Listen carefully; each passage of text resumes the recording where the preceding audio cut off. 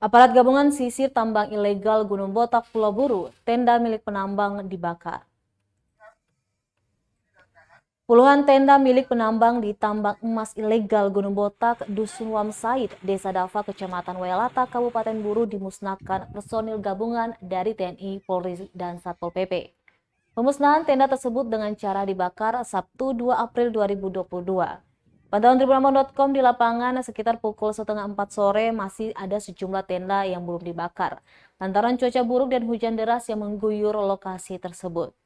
Kepala Bagian Operasi Polres Pulau Buru AKP Usril Futwembun menjelaskan penertiban tersebut berdasarkan perintah pimpinan agar harus bersihkan dan tertibkan seluruh aktivitas peti di Gunung Botak. Dia pun berharap warga di Gunung Botak segera meninggalkan lokasi pertambangan.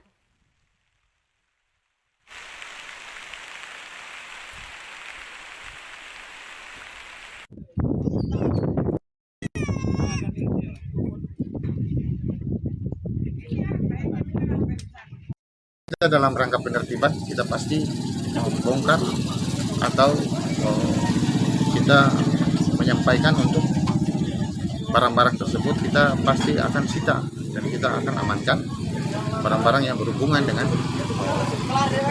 peti tersebut. Ya sini berapa hari?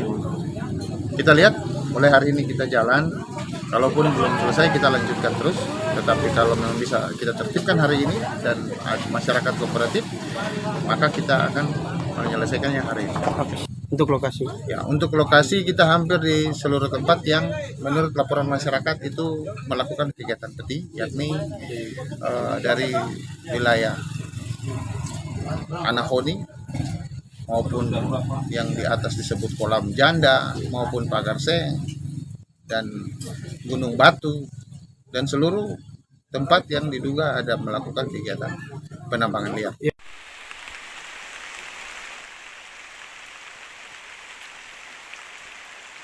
Terima kasih sudah nonton. Jangan lupa like, subscribe, dan share ya.